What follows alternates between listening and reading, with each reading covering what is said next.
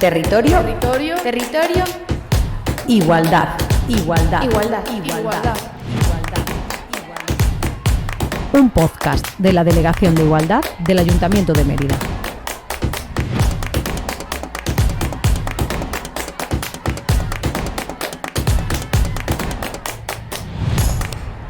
La violencia sexual es un problema de salud pública que afecta a 1 de cada 3 mujeres en el mundo a lo largo de su vida.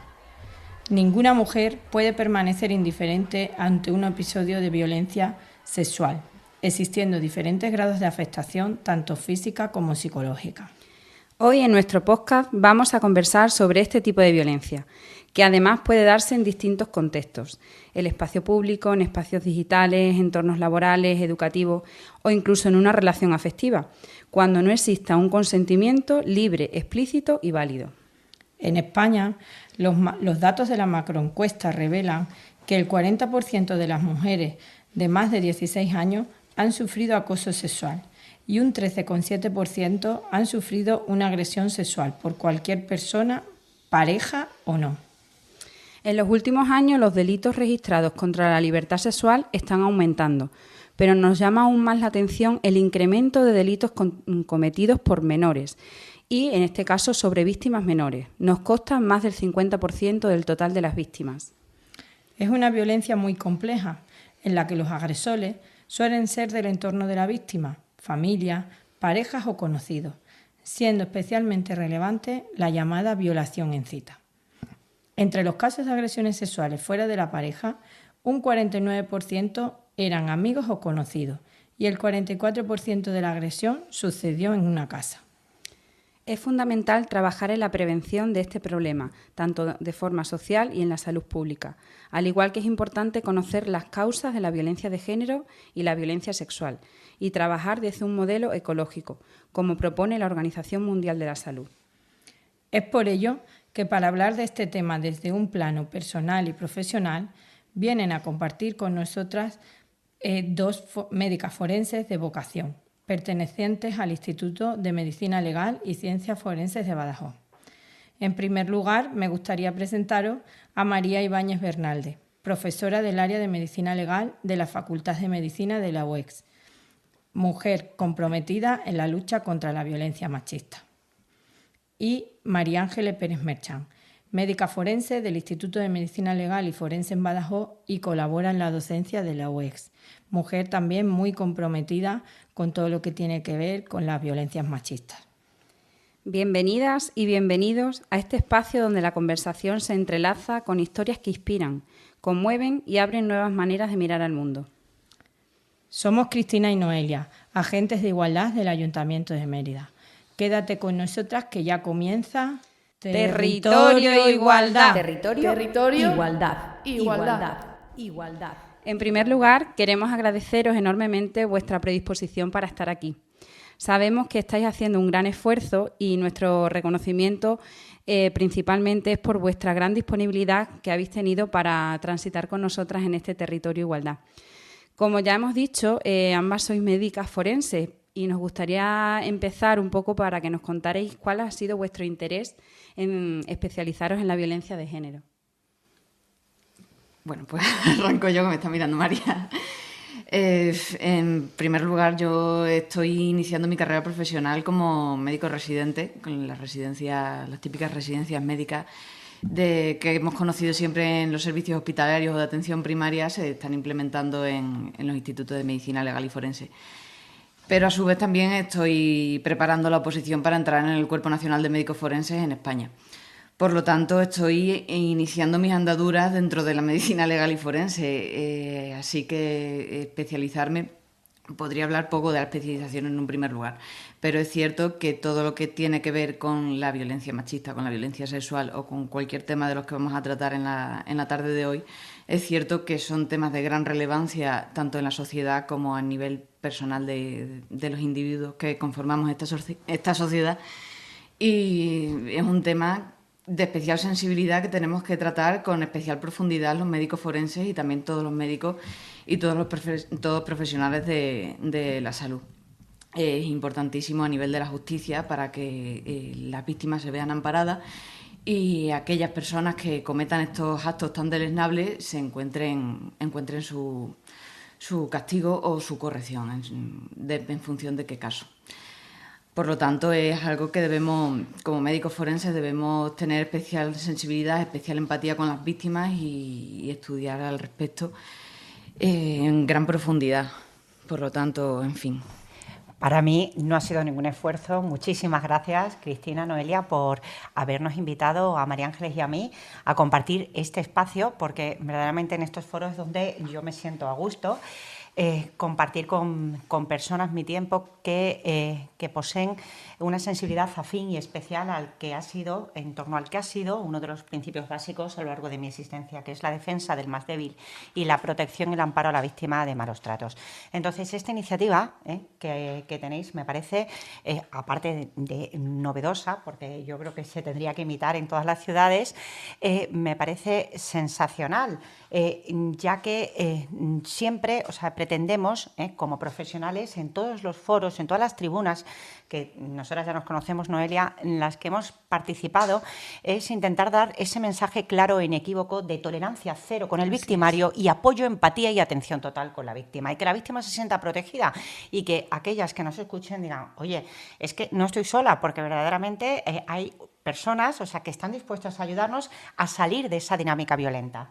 Pues María, como tú bien has dicho, siempre tolerancia cero y tenemos que estar precisamente con las mujeres que sufren la violencia machista en todos sus aspectos. Y para nosotras también es un placer que estéis aquí, como hemos dicho antes, sobre todo porque a veces nos cuesta mucho conectar con el personal del ámbito sanitario.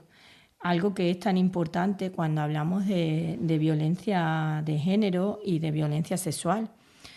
Queríamos saber si vosotras habéis notado esos avances en violencia de género con respecto a la parte médico-sanitaria, ¿no? Pues sabemos que ha habido muchas modificaciones en leyes y demás. Entonces, ¿esa sensibilidad, esos avances en la parte médico-sanitaria existen o todavía tenemos mucha resistencia? Aún queda, en mi humilde opinión como servidora judicial, aún queda un largo camino por recorrer en cuestión de sensibilización.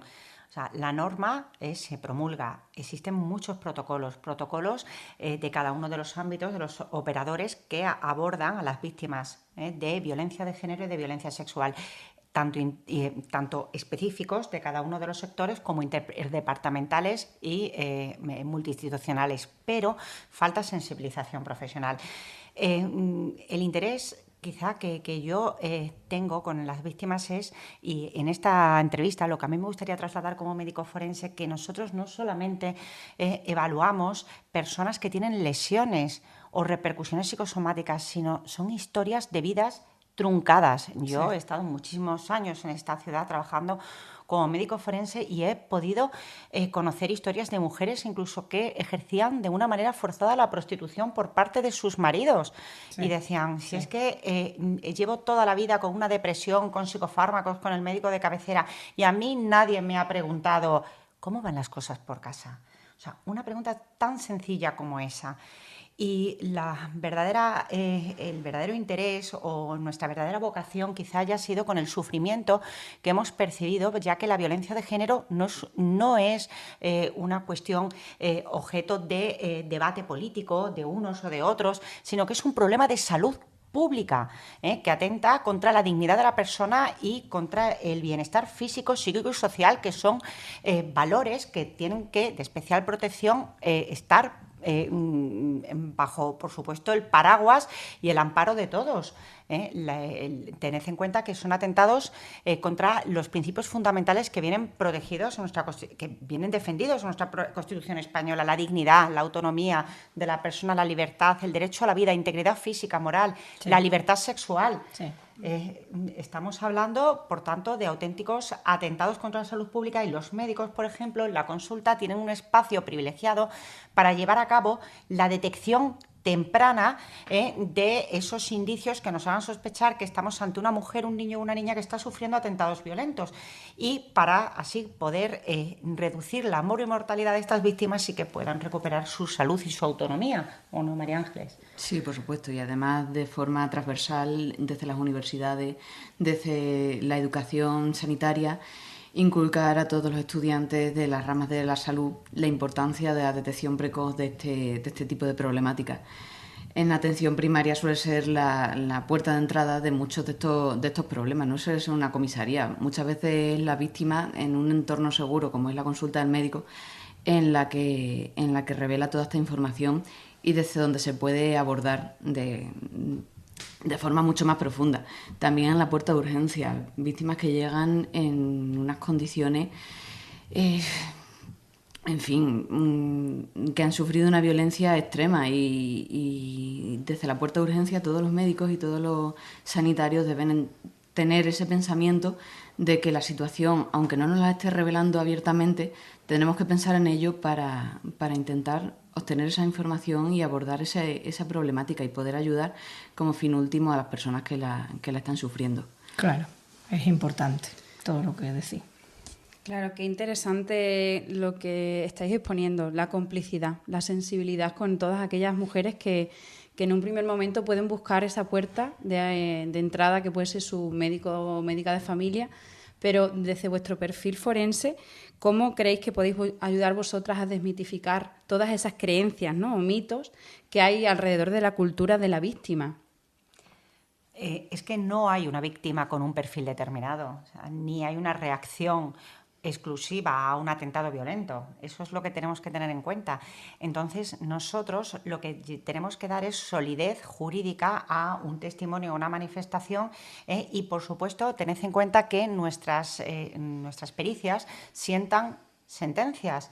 Y cuando se toman decisiones importantes de la vida de los seres humanos, estas no se pueden basar en suposiciones, sino en evidencias. Eso es importantísimo, la voz de la evidencia. Es, pensar, qué es lo que le importa a la sociedad, la justicia, la verdad y la dignidad humana.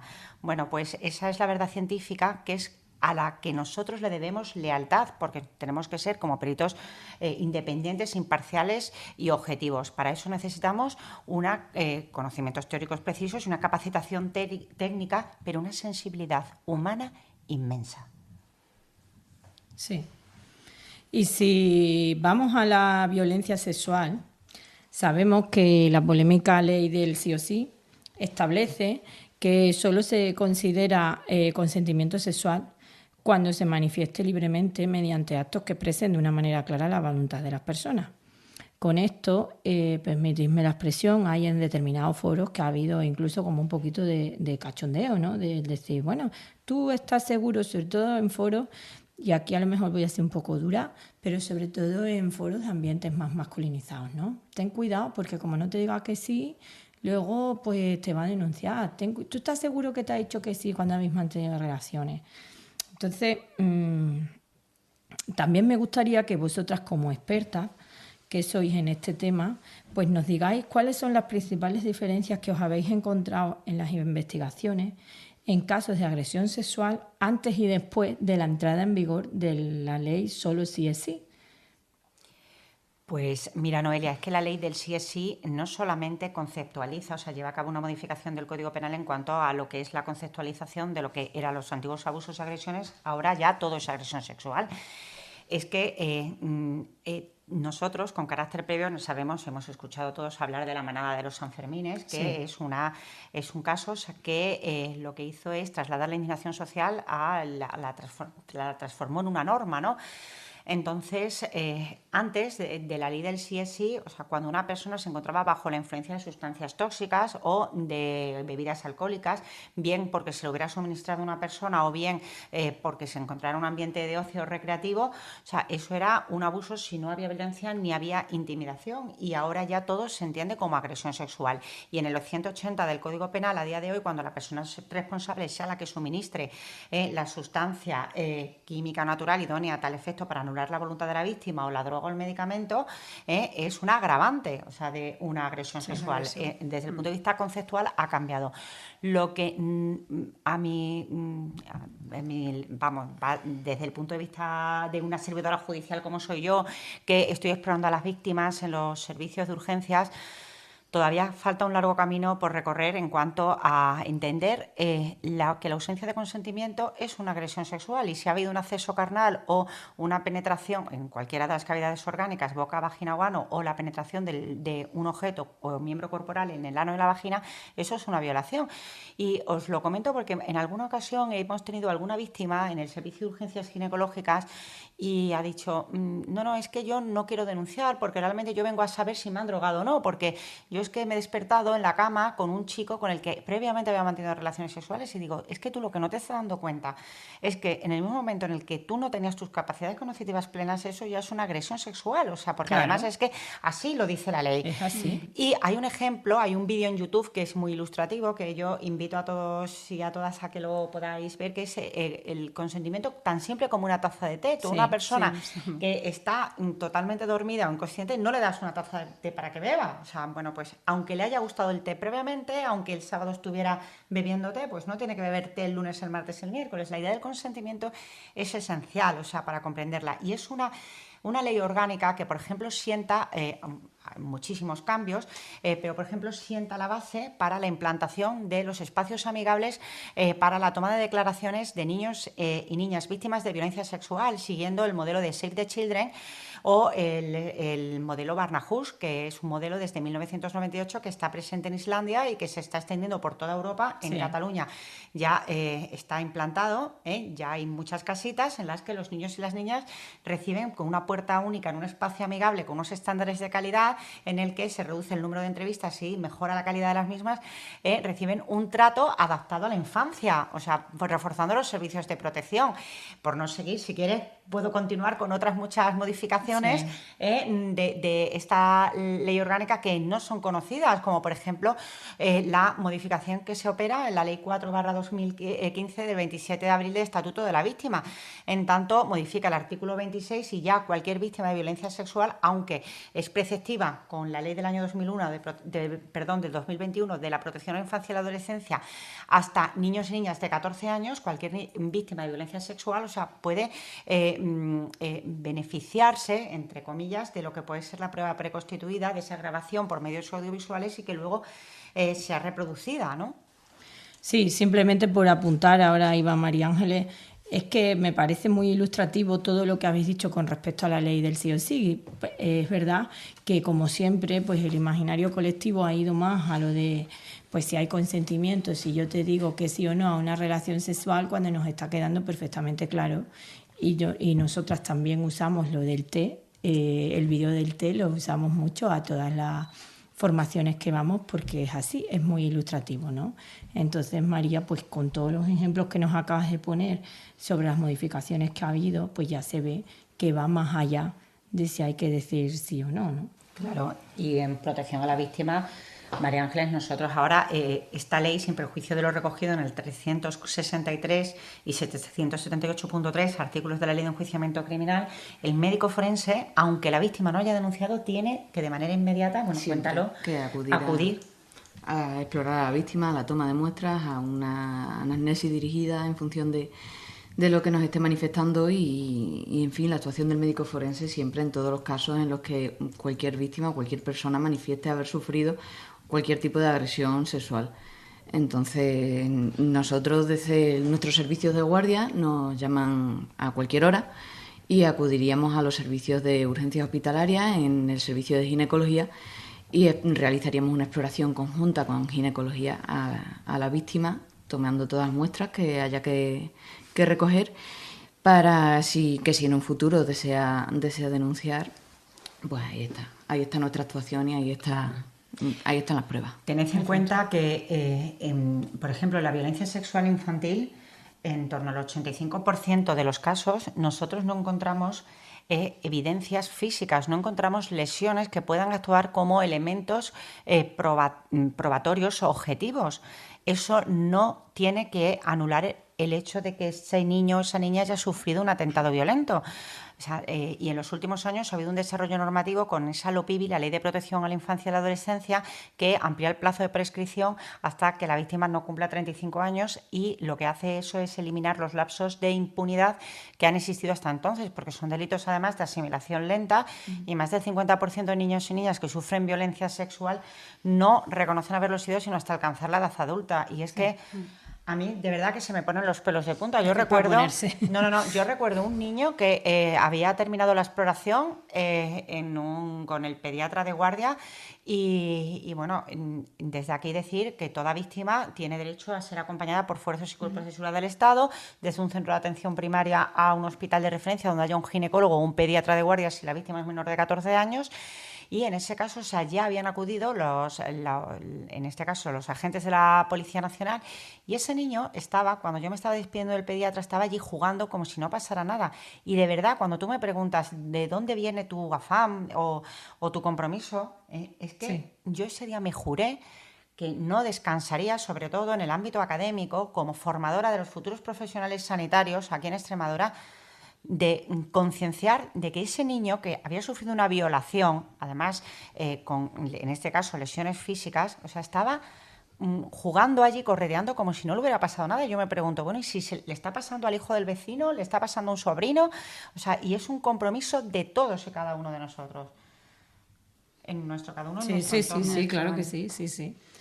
Claro, es así, María. Y nosotras, como muchas de nuestras personas que nos escuchan conocen nuestro trabajo, ¿no? Lo que es la atención a todas las víctimas de violencia de género de Mérida, pues claro, recientemente también nos hemos encontrado con casos, y yo personalmente puedo relatar un par de casos donde esos niños, hijos de los agresores, han sido víctimas de la violencia sexual, ¿no? De abusos por parte de los progenitores.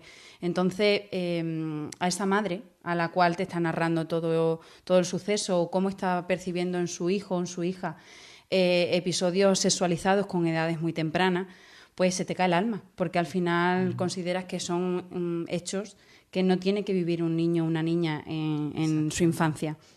Entonces, desde el mundo profesional creemos que es tan importante esa sensibilidad a la hora de desde el trauma, y cómo todo eso lleva a un transcurso en la edad adulta de esa persona. Por eso, efectivamente, las repercusiones psicosomáticas son tremendas. Hay una serie de indicios que nos pueden hacer sospechar, o sea, que veamos que ese niño o esa niña está cambiando con actitudes de sumisión, actitudes de violencia, de repente se vuelven desconfiados, inseguros, no quieren quitarse la ropa. ¿Te acuerdas, María Ángeles, las niñas que tuvimos? Que la madre empezó a sospechar porque la niña no se quería bañar. Y fue cuando dijo, pues fulanito, es que fulanito a mí y a mis primas nos ha metido en el culito la mano. Claro, también es que es tan importante la formación y la educación afectivo-sexual para que sepan diferenciar actos que son objetos de reproche penal de comportamientos normales, o sea, una caricia, ¿no? Exacto. Entonces, en ese sentido, a nosotros solo nos llega el 15% de la violencia sexual infantil a los juzgados, y de ese 15%, en ausencia de elementos probatorios objetivos, hay un archivo sin juicio oral en un 70% de los casos, y el 30% restante, más del 60%, el agresor es del entorno cercano de la víctima. Entonces, ya lo hemos dicho al principio. Claro, entonces, ¿qué está pasando? Por eso es nuestro compromiso, y desde aquí, o sea, tenemos que decir que hay profesionales, o sea, que queremos ayudar, pero en muchas ocasiones la culpa y la vergüenza es lo que hace que la propia víctima diga, es que algo habré hecho, o, como hablábamos, la sensibilización. ¿Cuántos profesionales, cuando va a denunciar a una chica, es que algo habrá hecho ella para que le haya sucedido esto? Yo lo que sí creo que por lo menos a todas las personas ya les ha quedado claro, en la sociedad en general, que las violaciones, creo que eso está quedando muy claro, ¿no? Que ahí ya sí se ha hecho un trabajo bien de sensibilización y concienciación, en el que sepamos que las violaciones o las agresiones sexuales no suelen producirse de manos de una persona extraña. Es decir, que eso que tenemos tan integrado en nuestra cabeza por el tema de las películas, que entramos en el portal y viene una persona extraña con un pasamontañas y nos coge y nos viola, que puede pasar, sí, pero que no es lo más normal también. O sea, que las violaciones, como hemos dicho a la introducción de este podcast, se producen de manos de personas conocidas, porque además es donde tú bajas tu alerta. Es decir, una mujer que va sola a su casa, caminando de noche, está en continua alerta hasta que llega a la puerta de su casa o a su portal. Sin embargo, una mujer que va acompañada de un varón amigo que le dice yo te llevo o te acompaño hasta que llegues, no vamos ya en alerta. Y a lo mejor ahí es donde se produce esa agresión. Entonces, pues yo creo que eso sí se ha trabajado muy bien y ya las violaciones, pues no pensamos que sea un extraño. Eso. Luego ya lo de que cómo irías vestida o algo le dirías tú, o pues eso todavía está ahí. Uy, mucho. ¿O no, María Ángeles? Por desgracia es un tema que veníamos hablando antes en el coche, que desde el punto de vista de lo que podemos abordar nosotros como médicos forenses, en el momento de crisis en el que acude una víctima y se encuentra con un profesional al que confiarle, al que le está contando su testimonio, un testimonio en el que ha sufrido tanto y en el que se encuentra en un momento tan agudo, con tantísimo sufrimiento, le está contando su historia y ese profesional, en vez de ayudarle, la revictimiza y le culpa, la importancia de la culpa, de aportarle culpa a la víctima. Nunca se puede culpar a una víctima. Y eso sucede. Y veníamos hablando de ello porque ha salido una noticia de una médica forense a la que le piden hasta 3 años de cárcel, creo, y otros 3 años de inhabilitación por comentarios culpabilizadores a las víctimas en el caso de atención a las agresiones sexuales en sus servicios de guardia, en sus funciones de guardia. Pues esa era una cuestión que queríamos hablar con vosotras, porque hemos hablado un poco del procedimiento y habéis nombrado que hay varios profesionales, y en este caso de distintas áreas, que atienden a las víctimas cuando pues acuden a un servicio de urgencias. Entonces, queríamos saber qué estrategias y métodos, porque sabemos que no las hay tan positivas en algunos casos, se pueden dar para que la víctima no se sienta presionada e incómoda. Entonces, ¿qué podemos, siempre y cuando la víctima genere un espacio de confianza, ¿no? Y que se tiene que enfrentar a un proceso difícil, pero ¿qué podemos decir desde aquí? ¿Qué estrategias se tienen que tener en cuenta? La escucha activa. De todas maneras, protocolos hay muchos. Nosotros, en el ámbito de la justicia y en el ámbito de la medicina legal y forense, existe un consejo, el Consejo Médico Forense del Ministerio de Justicia. Podéis acceder a través en internet, a través de la página del portal de la Administración de Justicia, ¿no, María Ángeles? Y allí hay guías y recomendaciones en atención a víctimas de violencia sexual, a menores de edad, que ya debemos, ese término de menor de edad tenemos, que antes lo decía yo a Noelia, tenemos que hablar del niño o de la niña, porque parece que es como una víctima de menor importancia, sustituir el término maltrato por el término violencia, que genera menos victimización, ¿no? Entonces, protocolos existen, pero cuando una mujer pretende, bien de manera forzada, porque haya llamado un vecino y se hayan personado en su domicilio las fuerzas y cuerpos de seguridad del Estado, o porque así lo desee, quiere contar su historia y quiere denunciar, lo que necesita es escucha y apoyo, una escucha activa, y que ella lo perciba como tal. No estoy aquí a ver si paso el rato, a ver si me cuenta termina pronto. No. Que le expliquen los sentimientos y los hechos, y para poder redefinir el problema y que salga de esa dinámica, explicarle que hay recursos y que no está sola, evitando actitudes insolidarias y culpabilizadoras. Efectivamente. Y con respecto a las agresiones sexuales, es verdad que podríamos decir que es un tema novedoso, porque antes solo hablábamos de violencia en la pareja, ¿no? De violencia de género. Sin embargo, ahora, pues nosotras nos gusta decir, o a mí me gusta decir mucho, que hemos bajado las aguas del iceberg, ¿no? Es decir, antes se hablaba muy poco, yo ya llevo 20 años trabajando en esto y bueno, parece que cuando íbamos a cursos y así de violencia sexual era como algo, vamos.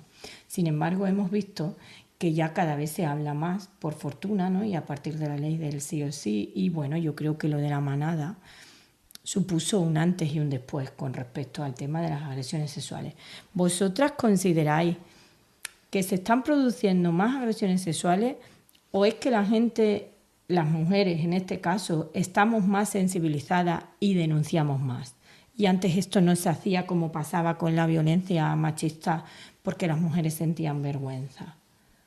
Pues yo creo que un poco 50-50.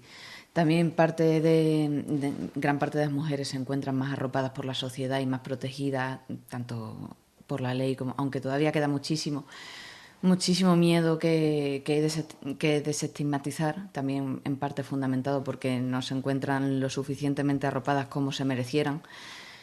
Pero también es cierto que puede ser que la sociedad haya experimentado algún cambio negativo. Para ello, quiero resaltar desde aquí la importancia de la investigación en estos ámbitos. La investigación, sacar estadísticas, sacar datos. Va a ser imposible obtener unos datos 100% correctos al respecto, porque muchas personas no llegan a denunciar, no llegan a poner de manifiesto que están sufriendo este tipo de violencia.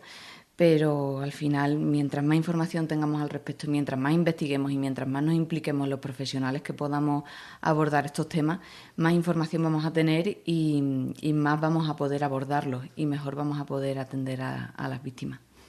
Sí, pero de todas maneras yo creo que los delitos contra la libertad sexual se han incrementado en multiplicidad y en diversidad a través de las redes sociales. Y yo aquí quiero, con mi humilde opinión, quiero hacer alusión a los efectos perniciosos que en nuestra infancia y en nuestros adolescentes se está generando y no estamos actuando con la vehemencia precisa, y desde nuestro papanatismo exculpatorio toleramos no solamente que nuestros menores de edad sean espectadores de comportamientos violentos, sino a veces lleguen a emularlos, y en el mismo instante en el que el niño o la niña víctima se encuentra en las redes sociales ya se transforma en una víctima perpetua. Sí. Y desde nuestro adultocentrismo, vivimos una sociedad muy paradójica, una sociedad paradójica porque condenamos estos hechos lamentables cuando lo vemos en las noticias, pero de otro lado, toleramos una convivencia con un exceso de palabrería en torno al sexo, con una inflación de palabras malsonantes. Nuestros niños jóvenes visualizan pornografía, adolescentes, niños pequeños con 7 u 8 años ya se están iniciando al consumo.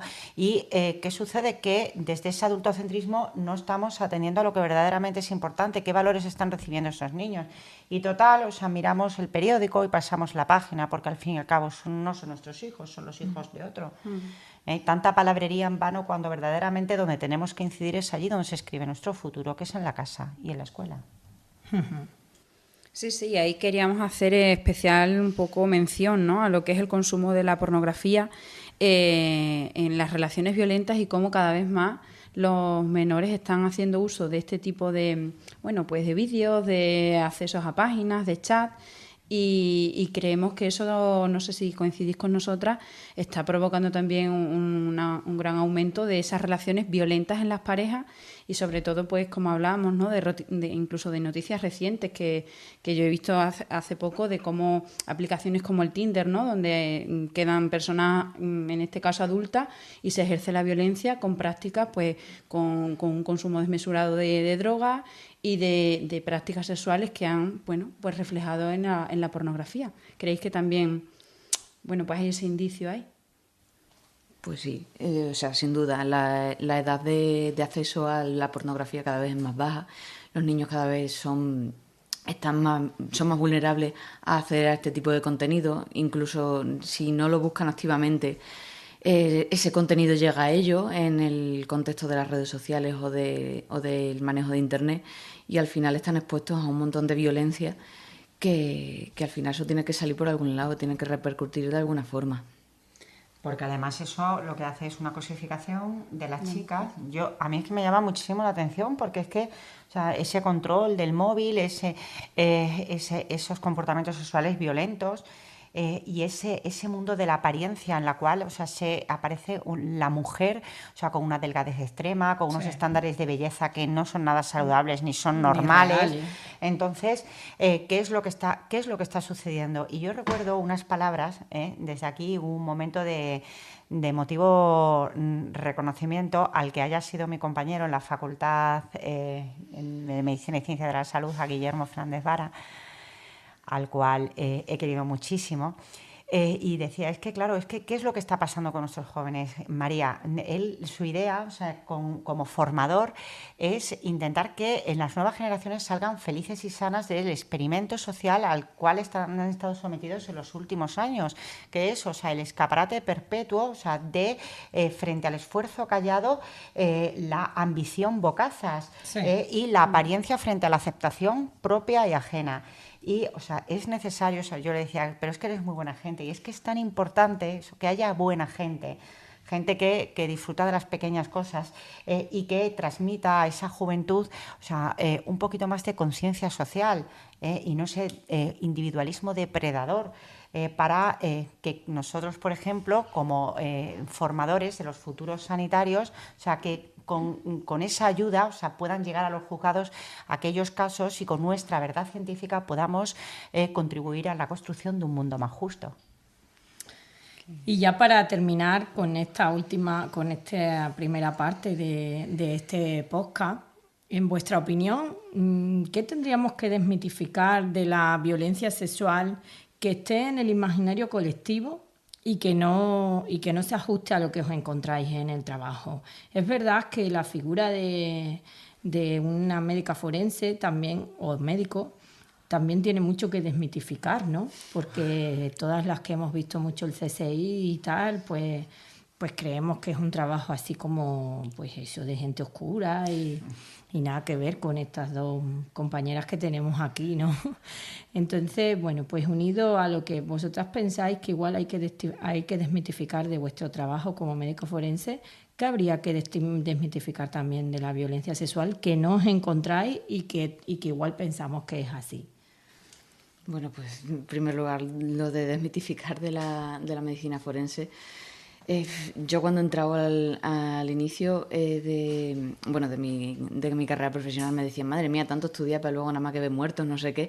Y claro, la gente no tiene ni idea de lo que realmente hacemos y estamos al pie del cañón, estamos en la primera plana de personas que están sufriendo una situación con una violencia y con un sufrimiento inimaginable. Y nosotros somos aquellas personas que le podemos tender una mano, la primera mano amiga, para ayudarle en esas situaciones tan graves y tan negativas en su vida.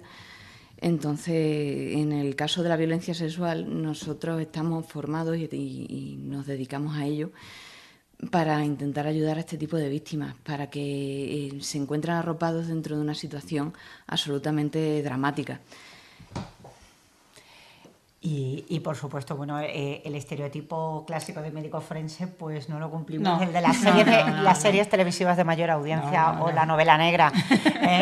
Yo tengo un compañero al que quiero mucho, que con su barba blanca, y cuando me daba clase siempre vestida de negro, y lo llevábamos en el enterrador en la facultad. Y nada más, bueno, es muy querido, ahora se va a jubilar, y parecía el forense de siempre. Por suerte, o sea, la feminización en el ámbito de la medicina, o sea, lo que está conduciendo en que el sistema de especialización médica, pues más del 70% de los estudiantes, o sea, son chicas. Entonces, yo recuerdo una mesa redonda en la cual después de una jornada formativa daban las gracias a todos los ponentes, gracias al doctor X, al doctor Y, al doctor Z, y gracias a María, a la forense, cuando la única que de verdad era doctora era yo. Y yo, bueno, me quedé allí callada, digo, la chica, oye, chica, no soy una chica, he visto una bata y soy médico forense. Es así, ¿no? Entonces, y luego, ¿cómo podemos contribuir? Con el respeto. Siempre con el respeto, evitando esas actitudes insolidarias y, o sea, no cuestionando el testimonio de la víctima. Es fundamental. Muy bien. Pues compañeras, vamos a ir terminando con una sección que tenemos muy entretenida y que consideramos muy importante, que estamos seguras que vais a probar. Pero bueno, vamos a hacer una breve introducción en qué consiste y luego vamos a desarrollar una serie de preguntas, ¿vale? Bueno, pues en este caso vamos a presentar el termómetro feminista. Os vamos a realizar 3 preguntas y cada una de ellas va en este caso a invitar a una reflexión sobre la existencia de las desigualdades que hay entre mujeres y hombres. Es como una lupa, por así decirlo, para ver un poco en este caso cuáles son las desigualdades. ¿Estáis preparadas? Listas ya. Bueno, pues vamos a centrar la primera pregunta en los micromachismos. Sabéis más o menos qué son, ¿no? Los micromachismos, vale. Pues la primera pregunta sería, ¿recordáis alguno que hayáis vivido últimamente? Últimamente es que realmente también, como lo tenemos tan normalizado, ya llega un punto en el que ni siquiera nos sorprende. Simplemente, bueno, realizamos pequeñas concesiones a lo largo de nuestro devenir vital y vamos... Y además, no hemos tocado este tema, pero es que sería punto de otra entrevista. O sea, el año pasado, fijaos, hice en el listado, hablé en el área de medicina legal de hacer distintos trabajos. Todos los años tenemos que ofertar trabajos fin de grado y digo, bueno, pues ese año voy a plantear el acoso sexual y por razón de sexo. Bueno, pues uno de los estudiantes de sexto de grado de medicina de la Facultad de Medicina y Ciencias de la Salud, además fue un trabajo fabuloso y contribuyó a la Oficina de Igualdad de la Universidad de Extremadura. O sea, hizo una encuesta a los estudiantes y las chicas no sabían qué era el acoso sexual y por razón de sexo. Y es que es muy frecuente en el ámbito universitario y en el ámbito laboral. Sí, o sea, sí, el acoso sexual, los tocamientos indeseados o innecesarios, la utilización de material pornográfico, la observación clandestina de una compañera cuando se está cambiando de ropa, a lo mejor en un vestuario, nosotras que estamos, a lo mejor tienes que bajar a hacerte una autopsia, la solicitud de favores sexuales o de ciertos comentarios que son sugerentes, que son desagradables sobre la manera de vestir de una persona o por razón de sexo. Es decir, yo todavía en el trabajo escucho comentarios homófobos, xenófobos, y por tanto es que es un cambio cultural, es que es necesario mucha educación. Entonces hay muchos y de verdad que en el ámbito laboral a mí me preocupa porque, entre otras cosas, o sea, hemos normalizado comportamientos que son constitutivos de acoso sexual y de acoso por razón de sexo. Efectivamente. El hecho de desvaluar o desvalorizar, a una compañera, por ejemplo, o a un compañero que se quiera acoger a un permiso por cuidado, por nacimiento de un hijo o de una hija, o mírala esta, es que se ha cogido una reducción de jornada. Sí, o sea que es así, o simplemente pues porque una persona sea homosexual. Entonces, madre mía, es que todavía queda mucho por delante para el camino que recorrer. Bueno, para vosotras esta es muy sencilla. ¿Qué creéis que quiere decir una mujer cuando dice no? Pues no, no tajante, rotundo, pero también cuando nos dicen no y no se encuentran capacidades de decir no o no está diciendo un sí abiertamente, también es un no. Claro. Aquí no hay una escala de grises, no hay matices ni interpretaciones. El problema es que yo en la práctica, y lo comentaba con María Ángeles esta mañana, cuando me encuentro alguna víctima bajo influencia de bebidas alcohólicas, tiene que soportar, o sea, no solamente la victimización secundaria en ocasiones si topa con algún profesional, o sea, que no tenga sensibilización, sino la terciaria. Es que estaba en el botellón y se estaba besando con él y a lo mejor la chica ha desaparecido y la encuentran las amigas en el césped de un parque y es que me ha violado. Ah, pero es que claro, es que se estaba enrollando con él. Bueno, pero y eso, o sea, al final, casos así han terminado en archivos judiciales porque ellas han dicho, es que yo no puedo ir contra todos mis amigos, contra todos los amigos del fulano. Esa es la tristeza. Esa es la tristeza y eso pasa. Y por último, si tuvierais que hacer un regalo feminista, ¿qué regalaríais? Pues educación. Educación, formación transversal desde todos los ámbitos. Y, por supuesto, el compromiso personal. Yo creo que todos y todas podemos hacer que la situación mejore. No vamos a evitar la violencia, porque no podemos entrar en las casas, en los entornos cercanos, en los lugares, porque además es que son delitos que para poder demostrarlo es complejo porque suceden en la intimidad. Entonces, en muchas ocasiones no hay testigos. ¿Qué sucede? Que todos somos un eslabón fundamental en una cadena, o sea, para que, optimizando recursos disponibles con un trabajo coordinado y en red, para garantizar una respuesta desde la interdisciplina integral, o sea, podamos llevar a cabo actuaciones para una mejor comprensión de lo realizado y una mayor eficacia en la prevención. Con ese convencimiento que nos tenemos que ir de aquí, yo creo que terminar esta tarde, o sea, de que una sociedad respetuosa, igualitaria en cuanto a oportunidades, por supuesto también obligaciones entre hombres y mujeres, y respetuosa con nuestros derechos humanos, es una exigencia democrática y un reto posible. Y ahí has resumido todo, María, que para nosotras eso es un verdadero territorio de igualdad. O sea, esa era la siguiente pregunta, pero que creo que has respondido ahora mismo con creces, evidentemente, porque si todos y todas tuviéramos esos valores, ¿no? De respeto, de comprensión, cuando una persona te está pidiendo ayuda y no la cuestionamos, sino al revés. Le ofrecemos nuestra mano y todos los recursos que estén disponibles. Entonces, yo creo que ahí, si queréis aportar algo más, podéis hacerlo. Pero creo que habéis resumido ese territorio de igualdad que todas las que estamos presentes creo que queremos. Bueno, pues compañeras, muchísimas gracias por este rato, María Ángeles y María. Muchas gracias de nuevo por venir a compartir con nosotras en este podcast Territorio Igualdad. Creo que las personas que nos hayan escuchado habrán visto a dos mujeres apasionadas y convencidas de lo que quieren como ser médicas forenses, que son las dos. Hay cosas que habéis dicho que nos han marcado mucho, sobre todo María Ángeles ha dicho algo que me parece tan bonito, ¿no? Que forense es la primera mano amiga de personas que se encuentran en situaciones malas y negativas. Y bueno, pues ahí está, ¿no? Habéis hablado mucho de la empatía, de la escucha activa, de no revictimizar y sobre todo convencida María Ángeles que la violencia sexual es un problema de salud pública y que además es un atentado contra la salud pública. Igual que nos habéis dicho que por eso vuestro trabajo no se trabaja en evidencia, sino que trabajáis, no se basa en suposiciones, sino en evidencia. Y que a lo que debéis lealtad es a la verdad científica, me parece muy importante. Y luego, pues también por hacerle nuestro homenaje a nuestro querido Guillermo, pues hay algo, María, que él te preguntaba, que creo que nos debemos preguntar toda la sociedad, ¿no? Y qué es lo que va a pasar con nuestros jóvenes después del experimento social a los que le tenemos sometido. Entonces, nosotras también, Cristina y yo, desde nuestro trabajo, desde la Delegación de Igualdad del Ayuntamiento de Mérida y este ayuntamiento, intentamos pues poner nuestra semilla para que nuestros jóvenes pues sean las mejores personas el día de mañana. Muchísimas gracias por vuestro tiempo. Gracias a vosotros. Gracias. Muchísimas gracias. Y por último, no te olvides de transitar, caminar, defender, disfrutar, crear y cuidar tu territorio igualdad. Este es tu territorio igualdad. Territorio Igualdad. Un podcast de la Delegación de Igualdad del Ayuntamiento de Mérida.